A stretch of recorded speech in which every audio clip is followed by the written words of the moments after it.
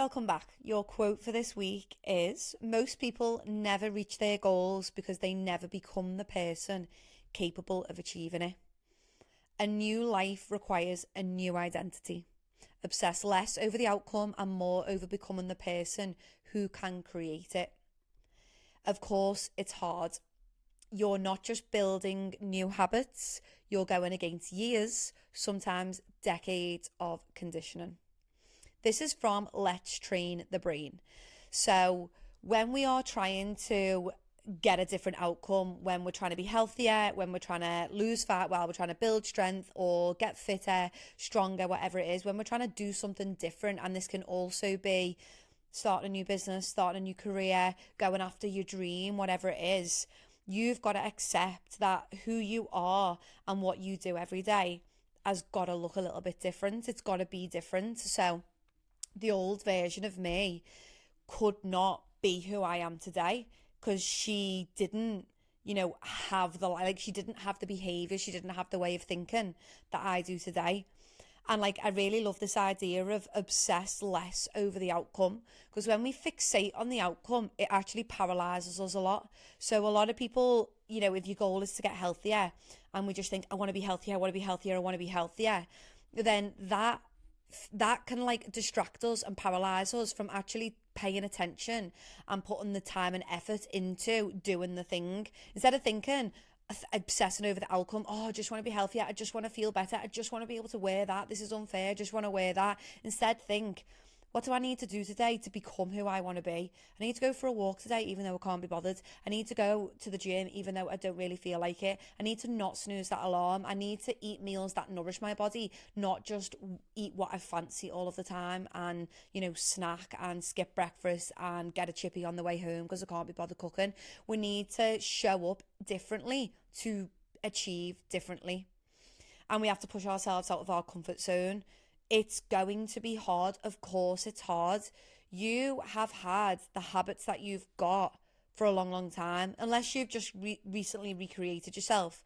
Habits that we have ingrained in us, embedded in our life, we've had for a long time, sometimes since you were a kid. Sometimes habits you never even chose were kind of made normal or became part of you because it's how you grew up and that was standard.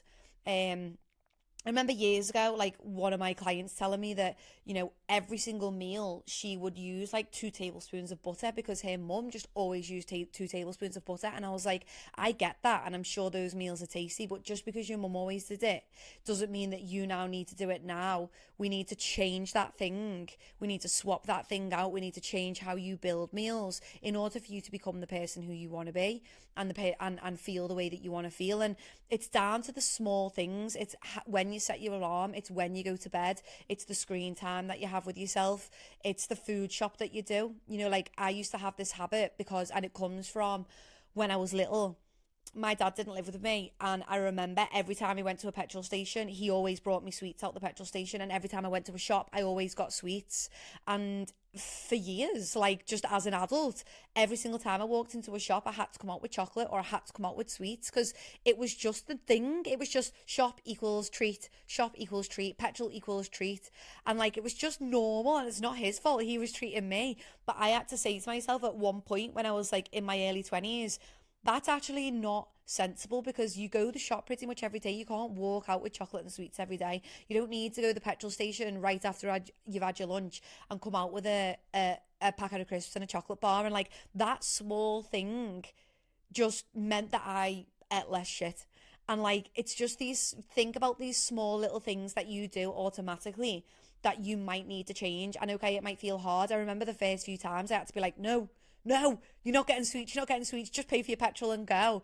And it's this little internal battle because I was so used to doing it. And now I genuinely don't even, I'm not even looking at the sweets and chocolate when I go into a petrol garage. I'm just right, petrol, that's it. It's even these things about eating till 80% full at a meal. So when I used to go for a meal, I'd be like, if I'm paying for this meal, I'm going to go for it. This is a special occasion, and treated every single meal like a special occasion. Whereas now I'm I can't do that. I eat out a lot, and if I want to maintain a healthy body, I'm going to have to make sensible choices, and I'm going to have to practice eating until 80% full. Here's an example. On Saturday, Me and Fran couldn't be bothered cooking. Okay, weekends I just like to chill. I have a very intense life at the moment. 6 days a week, I'm up before 6 o'clock, and I'm feeling exhausted by the time it gets to the weekend. Didn't have any easy teasing, and I was like, all right, I fancy a takeout. I need a takeout. Like I'm going for the easy option. But instead of getting starters, mains, fizzy drinks, bottle of wine, I was like, I'm just gonna get a main meal. So went to a Thai restaurant, just got a chicken curry, fished all the chicken out, poured a bit of sauce on, and had half the rice. It's just making a sensible choice. Like, even and it's all it is, becoming a healthier, happier version of you is making small, sensible choices over and over and over again. And when you look back over a year, you're like, oh my gosh, so much has changed. But in the day to day, it feels really, really small, and it does feel slow. It can feel slow and it can feel hard. But those small changes add up to huge, huge results and huge progress. So I really would love it if we don't obsess too much about the outcome. Don't pick apart your body. Don't obsess about the jeans you want to fit to. Don't fit into. Don't obsess about the bikini. Don't obsess about the weight on the scales. Don't obsess about those things. Use that energy. Use that attention on what can I do today to be the healthier version of myself. I know I'm going to say no to the glass of wine when it's offered to me by my husband tonight. I'm going to say I'm going to set that alarm, and I'm not going to snooze it when it goes off in the morning. I'm going to put my phone to bed at 8 p.m. and I'm not going to go on it. Whatever it is, whatever the thing is that you want to focus on today, do that thing and use your energy focusing on the day to day rather than the outcome. The outcome is going to happen. It's going to happen. You will achieve that outcome, but only if you focus on the day to day. Obsessing about the outcome doesn't bring the result. Doing the thing day to day, doing the actual work in the moment is what matters. We can all wish for a different life. We can all wish to look better. We can all wish to feel better. We can all wish for a different job. But until we actually take action, we're not going to get anywhere. And so we have to focus our attention on the day to day. And so, yeah, that was your quote for today. And my little ramblings do along with it. So we weren't here last week because I was at Wimbledon. Wimbledon was amazing. That's the second time that we've been. The first year we went was in 2022, and so lucky in the ballot we got the men's final, which was amazing. Watch Djokovic win. And this time we went on day one and we were in court one, and it was completely different. It was a whole different vibe. Day one of the tournament, it was absolutely manic, like so busy round and about the grounds. The matches were obviously they were more like at the start of the tournament rather towards the end at the final, but it was a really, really good day and we had gorgeous weather. So I would highly recommend like getting the ballot. Like, I'm not even someone who watches tennis obsessively. My mum really likes it, but I'm not someone who watches it all the time. But it's still such a great day and such a good experience, so would highly recommend. Okay, let's go through some wins for the week. I've got quite a few questions to get through today. So Chelsea said she's done all of her sessions in the gym. She's been super active. Well done. She said she's done all of her steps and she's feeling like she's back in the zone. Oh, I just love that feeling. When you go through a bit of a funk, and I'm going to be honest with you girls, I'm going through a funk. And the thing is, I don't overthink these little dips and these funks because they do happen. I've been training for years and years. I know I'm not going to be thrilled and excited to turn up every single day. And Chelsea went through a little bit of a thing. You know, it got hard. She took a break, and that's fine. She needed to at that point in time. But she's now getting herself moving, ticking her workouts off, ticking her steps off, and she's feeling back in the zone. And I know that feels like such a good feeling. We've got Emma, who said she shuffled around plans to make sure she got 3 strength workouts in and a lovely swim too. Amazing. So this sounds simple. Oh, I shuffled about my plans. Let's actually say it how it is. You prioritized your health and your fitness goals, Emma. You didn't just shuffle things around. You were like, my workouts are important to me, and so I'm going to make them happen, and they might be at times that aren't convenient. Maybe I need to get out of bed earlier, or maybe I need to do it on a day that I'm not used to doing, or maybe I need to lean on my support system and get someone to pick the kids up from school so I can make it happen. Whatever it was you did, whatever shuffling looked like for you, that was you prioritizing your health and fitness. That was you making a small decision, or maybe it was a big decision, or maybe it was inconveniencing other people or yourself. That was you consciously deciding that your health and your goals was important. Like, that's the type of stuff that is gonna build consistency. That's the type of stuff. Like, it would have been easy for you to go, oh, busy week, I'm not gonna make it to the gym. Oh, busy week, I'm not gonna make it, like 3 times. I'm only going to do me one and I'll be okay with it. Are we always accepting average, or can we be like, no, there is a way that I can make this happen? So I absolutely love that. So well done, Emma. Nikki said her daughter moved into her first house, so she was up and down helping her move house. Obviously, we all know how chaotic moving house can be, but she still got 2 workouts done, and she did her best with her steps. Amazing. Chaotic week. Things were still hard. Things were hard, but she still prioritised her workouts, and she got a couple done, which is great. Okay, girls, let's go through a little challenge or two. Actually, I don't know whether I could have drunk more water. This is like these 2 challenges are actually really straightforward, why I wanted to read them out. In the summer, with this heat that we're having, there's 2 things that I want to mention. First thing is, my dog's going mad because, like, seeing them big fat blue bottles they're about at the moment keep flying out the window. First thing I want to mention is, with this hot weather, make sure you are drinking plenty, okay? Like, energy, if you're feeling lethargic, if you're getting headaches, that is a sign that you're dehydrated. You're going to be sweating more in your sleep. Like, I'm just sweating sitting here. I was sweating in work just on my laptop. Like, we're generally sweating a little bit more, and in your workouts you definitely will be sweating more. When you're doing your steps, you're going to be sweating more, so we need to try and make sure that we're increasing our water intake, okay? If you are taking creatine sends water and creatine to your muscles, and so we need to make sure we stay hydrated when we're taking creatine. So please make sure that you are increasing your water intake with this hot weather.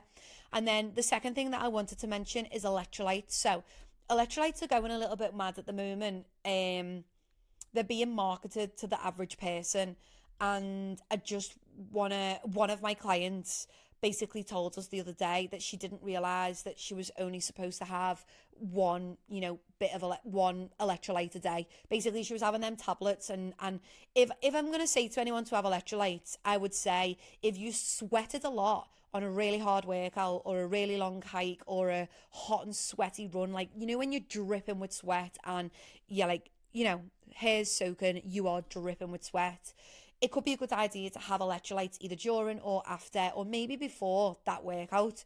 You don't need to have them every day though. And this client in particular was having like one in every bottle of water. So some days she was having like 4 electrolytes or like 5. And we were like, oh dear, if you're adding salt to your food and then you're putting salt in your water, that's a lot, okay? And we need to remember that too much salt isn't great for us. So I just want you to be mindful that electrolytes are not essential. You don't need to spend your money on them. If you are feeling like you do get very, very sweaty and you are currently training intensely, so I'm doing high rock sessions and long runs, I'll have electrolytes then. But I trained today. Actually, I did strength and then a high rocks conditioning workout, and I was dripping with sweat, so I had electrolytes. But I didn't have any at the weekend. Probably won't have any on a rest day, unless I'm absolutely pouring with sweat for whatever reason. It's not something that I'm going to go to. So it's not like creatine where you need to take it every day, and it's not like creatine where everyone should have it. It's also important to bear in mind when you are adding salt to food to just be mindful of your electrolyte. Like, just don't. It's being sold to people that everyone needs it and they don't. Okay, that was just a little tangent because it made me think. I need to concentrate more on getting enough fibre in. So if you're tracking your food, a good guide is to go by 30 grams of fibre a day, okay? Once you start tracking food, you start to realise that 30 grams of fibre is actually quite challenging to hit. However, if you're focusing on whole foods, it is possible, and particularly plants. So can you have potatoes, sweet potatoes, broccoli, spinach? Can you add fruit to things, so strawberries, blueberries? Think about adding your fruits and your veggies, and think about plants when thinking about fiber. Can you have at least 5 or 6 plants a day? So a lot of the time I'm trying to lean towards having potato and sweet potato more than having pasta. I love pasta, had it last night, also had it today for my lunch. I do have pasta, but I make sure that I don't have pasta for breakfast, for lunch and dinner, although I did have it for breakfast today. I don't have it for lunch and dinner. I'm having potatoes tonight because I had pasta for lunch. So try and make sure that you are getting a variety of carbs in and getting fiber from carbs too. So your potatoes, your sweet potatoes, your veggies, your fruit, things like oats, all great for fiber. If you are tracking, aim for 30 grams. If you're not tracking your food, it's as easy as just looking up high fiber foods and trying to make sure that you're including them in your diet. Reasons we want to have fiber: we want to be going to the toilet every single day. Like, that is healthy. It means that we're getting rid of, like hormones that we don't need, things that we don't need, and like things like sluggish digestive system can be linked to hormonal issues and inflammatory issues. So we do want to make sure that we're going to the toilet regularly. Being hydrated also helps with going to the toilet regularly as well. Okay, I'm struggling with tracking every day. I need to do it in the morning, as sometimes I forget. So one thing that completely changed one of my one-to-one coaching mindset around tracking is that you're not tracking your food. Don't see it as a meal tracker. Let's start seeing it as a meal planner, okay? The Lift and Glow app or MyFitnessPal, whatever it is that you're using, that is your meal tracker, your meal planner. That's your meal planner, okay? So that means that, even yesterday, I was thinking about my food for today. I was thinking, right, I'm going to have that pasta that's in the fridge for breakfast. I'm going to have my meal prep for lunch. I knew which one I was going to have. And I'm going to have I've got chicken breasts, and I've got these baked potato things for dinner. That was already decided yesterday. And I'm not tracking food or anything. I always like to think forward. So when it comes to work, I don't just wake up and what am I doing today? I know where I need to be and what I'm doing. When it comes to food, I'm the same. When it comes to my workouts, I'm the same. So on last Friday, I booked my workouts Monday, Wednesday, Friday.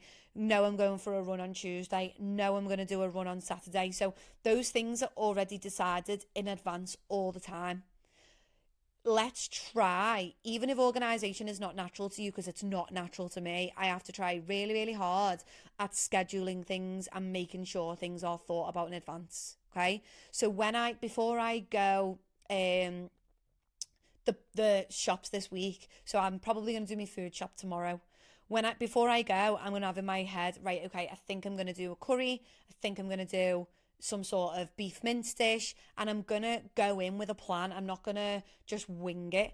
I always buy the same proteins every single week anyway, and then I just think, right, this week it's going to be a dirty rice with the beef. This week it's going to be a chicken stir fry. And so try and think forward, and don't use your MyFitnessPal or Lift and Glow app as a tracker, doing it afterwards. See it as a meal planner. When you wake up tomorrow morning, put your whole day of food in, or tonight, even better, right now, while you're listening to this, pause it and plan tomorrow's food now. You've got yogurt in the fridge. You've got blueberries and strawberries in the fridge. There's your breakfast. You've got bread. You've got some cooked chicken or some tuna. You've got some salad. There's your lunch. Okay? Oh, you bought beef mince. You bought salmon or whatever. That's what are you having for your dinner? Think in advance. When we wing it, it is way harder. Everything is harder when you wing it. You can't do your job without having a plan. You can't you can't do anything without having a plan. You can't go on holiday without planning out where you're going to go. You can't build a business without having a plan. You can't do anything well if you wing it. Everything that is, successful, even if it looks like it's been winged, it definitely hasn't. It's been done with intention. So make sure you are thinking about what you're eating, thinking about when you're doing your workouts. When are your walks happening? If you're not doing your steps right now, what do you need to do? You need to maybe carve time out, put it in your calendar. I'm going for a walk 15 minutes every day at 1:30 because that's when my lunch break is. Carve things out, build your schedule in advance. Okay, so questions. This week I struggled with the upper body workout as overhead barbell press and press ups were really hitting my wrists. Any tips on this? It would be great. any alternatives or corrections to my form. Obviously, I can't see your form, so I can't give you corrections. If you are wanting form corrections, please make sure you send me your videos. One thing that I will say with barbell placement, I'm going to try and put this microphone here and hopefully it won't fall. A lot of people in the gym, now this is so, when we coach people at Lift and Glow, we're not just like, this is what you do with your body. It matters how you grip. It matters where you hold things in your hand. And like anyone who's went to my class on Saturday, you'll know I'm like, hold it with this part of your hand, this part of your hand. So basically, if you're doing a shoulder press and you're holding the barbell in the top of your hand, in your fingers here, your wrist is going to be really bent. But if you roll the barbell to the base of your hand here and squeeze it, then your wrist may be able to stay a little bit straighter. So if it's bending the wrist back, the barbell's like that, and you might be holding it in, this is really hard to do, you might be holding it in like the tops of your fingers here. Hold the barbell in the base of the hand and squeeze. And whenever you've got hold of a bar or a weight or a machine, squeeze it, okay? Like, use those muscles in your forearms, in your hands, use those muscles and try and break whatever it is you're holding. So I did barbell shoulder press today. When I grip that bar, it's not just sat at the top of my hands. It's not just like all relaxed. It's in the base of my hand. I'm squeezing the bar and I'm bending the bar, or at least trying to. I have got tension on that bitch. Like, I am like, right, I'm ready. Okay? So we need to just not like think about everything in the minute detail. If you want to exert as much power as possible, you need to be strong through every little bit of it, and that includes your grip. So with shoulder press, try that. Hold it in the base of the hand, squeeze it, and try and break the bar. Get more tension and strengthen those muscles. Many women have got weak wrists, okay? And it's just from not using them, or using them incorrectly, or not incorrectly, just in repetitive ways. So typing on our phones, picking kids up without much intention. Do you know when we pick kids up under their arms and you're constantly using you and not like bracing your wrist? Again, can cause wrist issues. So really think about what we're doing. Grip hard, squeeze the bar, bend the bar, get tension, and try and make sure that you hold the barbell when you are doing a bench press or a shoulder press in the base of your hand. You'll still get a little bit of wrist backwards, but it won't be all the way back than if you hold the bar in the fingers. Think base here, so it's round the base of the thumb. So hard to explain. I'm hoping that you're watching the video and that you can see me messing around with my hands. And then for your press ups, obviously this position must hurt you. And so what you can do is get a pair of dumbbells and then go knuckles to the floor. So not bending the wrist backwards like this to the floor. Get a pair of dumbbells, put them on the ground and go knuckle to the floor like you would on a renegade row. It's always good if you need help with your form to send me videos. Obviously, online members, I'm here. I want to help you, but seeing videos is really, really good. And you don't need to be in the gym to do it. If you train in the gym usually, but you've got a dumbbell at home and you just show me what you're doing, I can have a little look at, wrist placement and all of that. Okay, is it normal that some days I feel like I'm smashing it at the gym and others I feel like I'm dragging my feet all in the same week? Could it have been the heat? Is there a pre-workout routine that might help me? This is normal.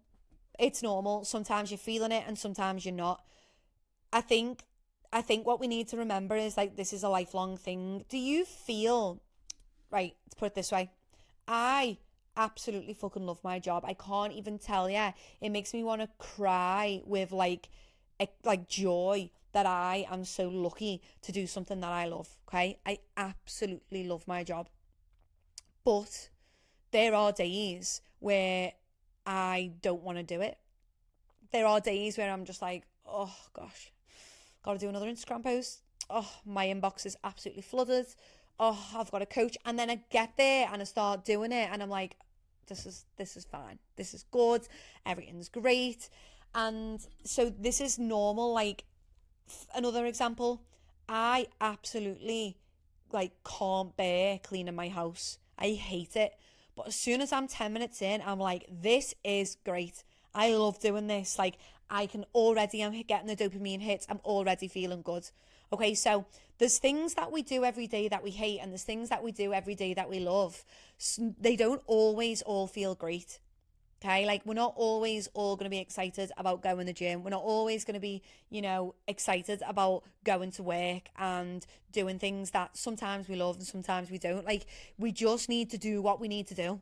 And there's been a load of times, even this morning, I trained with Sammy and she went, "How are you feeling today?" And I was like, And she was like, "You're not really feeling it?" And I was like, "No, been on the verge of tears for like a week. I just can't be arsed." But I did it anyway. And it's just like, I just brushed it off and was like, just move and groove. Just go through the fucking thing and do it. Do I feel better for getting it done? Yeah. Was it a slog? Yeah. It was a slog. And there were moments where I thought I might just not do this bit. Because no one would, like, everyone would just be like, yeah, whatever. Well, they wouldn't really in Lift and Glow. They'd be like, "Are you okay? What are you doing? Why aren't you finishing the workout?" But like, I just think, yes, even things we love, even things that are easy and come natural to us are hard to do sometimes. And we just got to do it. Some days I absolutely love putting my country music on and cooking dinner for my husband. Other days I'd rather poke myself in the eyeballs, but I do it anyway. And like, it's the same with going for a walk. It's the same with going to the gym. It's the same with everything. Washing your hair, everything. You do things every single day that you don't want to do. You do them and it's fine. She's going to bark. Keeks? No. No, no, no. I'm podcasting, girly. So yeah, this is normal. You're going to have them days where it's a slog. But just do it anyway. And, remember, I've said this multiple times in the last few weeks. Rule of thirds. We should look at life like the rule of thirds. Third of the time, you are going to be excited to do the thing and it's going to feel great. Third of the time, it's going to be bang average. And third of the time, you're really not going to want to do it. It's going to feel like shit, but you're just going to go through the motions and do it anyway. That's normal. We can't expect, like, to be excited and thrilled about doing everything all of the time. I'm really trying to keep still when doing renegade rows, but when I check in the mirror, I see that I tilt from side to side with my hips. I think my back stays flat and straight. Is this normal? And if not, how can I work on improving this, please? Okay, so again, this is like going into the minute detail. When you're thinking about a renegade row, how much are you thinking about your entire body from the top of your head to the tips of your toes? Okay, so when I put people in a plank, I can see straight away that they're just holding themselves in a plank position. And a plank can look fine, but I know there's not enough tension because maybe there's a slight bend in the knees. Maybe they're not pushing through the heels. Maybe their hips are up a little bit and not tucked under. So what I want you to think about is every single part of you. When you're in a plank, when you are doing any exercise, think about the full body. So for example, when I'm doing a shoulder press, a standing shoulder press, I am spreading my toes, I'm gripping the floor, I am locking my legs out, I'm squeezing my glutes, I'm driving my rib cage down, I'm bending the bar, and then I am driving up. Okay? I'm not just pushing a fucking bar above my head. You don't get strong by just going dee dee dee dee dee. That's not how it works. I am thinking about it from the bottom of my feet to the top of my head. And so, same for a plank, same for a renegade row. When I put people in a plank, I'm like, right, hands under your shoulders, push the ground away, and then I work down. Rib cage tucked in, hips tucked in, legs, squeeze your quads, okay? Push through your heels, like spread that floor, and like think about a plank like a full body exercise. So get those legs. To be honest, I think if the hips are moving, all you need to do is drive more through your legs. So squeeze your legs and push through your heels and keep those feet pinned to the floor and then row. You are obviously going to get little bits of shifting. Like, you're not going to stay perfectly still, but more tension means more stillness. More tension means more power. So get tighter, get more tension. I wanted to ask your opinion on lymphatic drainage drops and if it does help or if it's just another thing out there trying to reel people in. Honestly, I'd never ever heard of these, and lymphatic drainage is a bit of a thing at the minute. I do think that lymphatic massage can be beneficial, particularly if you're struggling with inflammation post-surgery, things like that. But lymphatic drops, I had a little look into them, okay? And they're like a herbal thing, like a herbal drop that you can take. the herbs in it, I don't think are going to do you any harm, but I highly doubt that they are also miracle workers. There's no strong evidence that lymphatic drainage will improve your lymphatic system. It won't help with fat loss or detoxification. So if you want, like, what's the reason that you want this for? Okay, we always need to go back to the why. If you're like, Haley, what do you think about this juice diet? Haley, what do you think about this supplement? Haley, what do you think about this type of workout? Or what do you think about this type of diet? Or what do you think about these lymphatic drainage drops? I'll be like, why? Why do you want to do that? Why are you intrigued in it? Now, for me, it sounds like, it looks like this is targeting people who want to reduce bloating. Okay, that's the main, bloating and inflammation potentially. So if you are wanting to reduce bloating and inflammation, this is not going to be the most impactful way to do that. Okay, if you want to reduce bloating, you want to look at your hydration. You want to look at your fiber intake. You want to look at the quality of your food. But you also want to be really focusing on stress, on sleeping well, exercise. Okay, those things, like, this always goes back to the basics. It always goes back to the basics. The basics are what you eat, whether you move, your hydration, your sleep, and your stress. They are the fundamentals. They are the foundations of health. Okay? And if you ask me how to reduce bloating, it goes back to them. If you ask me how to improve your menstrual cycle, it goes back to them. If you ask me how to feel healthier energy-wise, it goes back to them. Like, these things are the fundamentals, and, you know, having these drops is not going to be the solution. Lifestyle is the solution. Okay? So it's like with any supplement. Supplements are the sprinkles on top of the icing, on top of the cake. They're the least essential, least important, and least impactful thing. Obviously, I'm on a fertility journey, have been for a long time. It would be so easy for me to take. I've been taking supplements for 5 years. If supplements just worked the way that they market them, then I'd have had 3 kids by now. It's lifestyle. It's like your actual things. Like, and I'm saying that because these fundamentals, they are the basis of how you will experience life. They will your periods, your mood, your energy, your gut health, like your overall health. They're the fundamentals.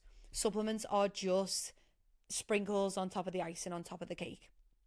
So I probably wouldn't get these. There's better things that you can be spending your money on than these.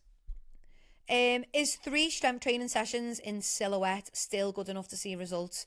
I'm only asking as I felt like when I did 3 full body sessions, I could see the results quicker. Does progress get slower to see after 6 months? Okay, so this all depends, okay? So the silhouette program is still going to get you great results. We're doing a really good amount of volume over the week. But yes, technically, you're working the body parts less frequently, but you are doing more volume on those upper body and lower body days, and you'll probably feel that.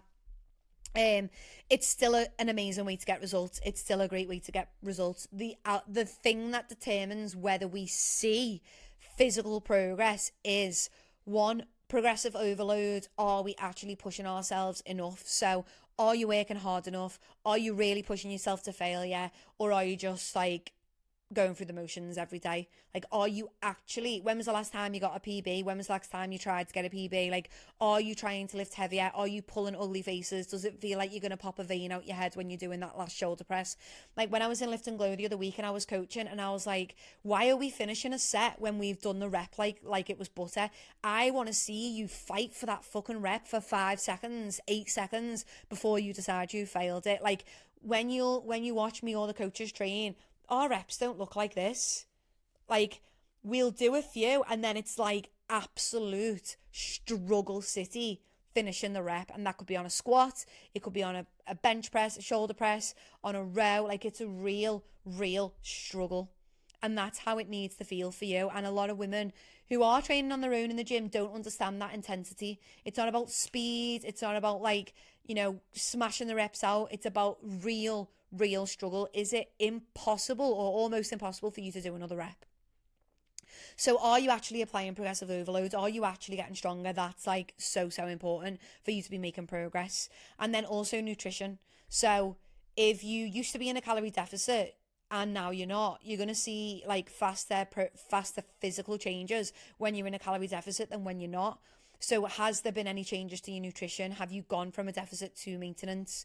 In terms of like strength progress, when you've been lifting weights for 6 months, you're not gonna get stronger at the same rate as what you were on your first and second and third month. But 6 months is still not long enough for you to not really be getting PBs. Like you should still be getting stronger. And like for me, I've been training years and years.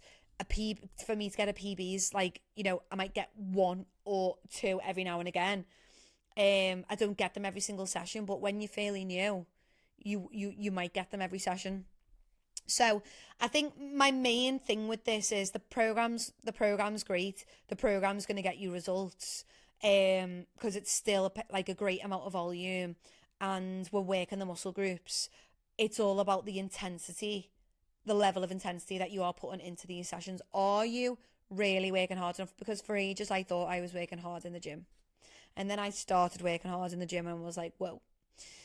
Okay, so someone said, can you have a look at my food diary? I've been taking some meal photos and would love your feedback if you have time. So first thing is red flag. There's no food diary over the weekend. So what happened? If you're going to track food, whether that's food photos, written food diary, or tracking on MyFitnessPal or the Lift and Glow app, if you're going to track food, you need to be doing it consistently. You can't just give 70% of the picture or 49%. I think the weekend is 49%. So you can't give 51. No, it's not. Can't be. Can't be 49%. Anyway, I'm getting lost in the numbers. You can't give like 68% of the picture and expect me to say, yeah, that's great. From a lot, like looking at your food diary, there's a couple of things that we'll talk about, but the biggest red flag is that there's nothing in the weekend.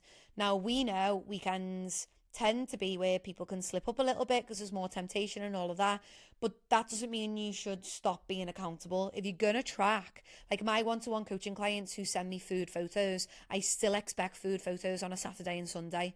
I don't care if it has a KFC in it. I don't care if it's got a meal out in it. I want to see those things because I need to see your decision making in those situations. Okay, so one of my clients, Lucy, she's sent me her food diary this morning. She was like, I had a bit of a cake on this day. I had like brunch out on this day. Like she's being honest, and the only way to see your week as a whole is if you are giving all of the information. So that's like your red flag. That's like the big thing that I would say needs work. Next things is you use serving a lot. So on the app, you've got this option to use one serving, or you can put in the exact amount that you used. You've used serving quite a lot. So are you looking at whether one serving is actually matching what you actually ate? And is that the amount that you're having? So that's really something that you need to be mindful of. You use tablespoons of mayo and half a teaspoon of this or that. Tablespoon is not a great way to measure mayo. Weigh it by the gram. Mayo is high in calories. Tablespoon, usually when people do a tablespoon of mayo, it's a heaped tablespoon, not a perfectly level tablespoon. And obviously the calories can add up when we're doing inaccurate things like that.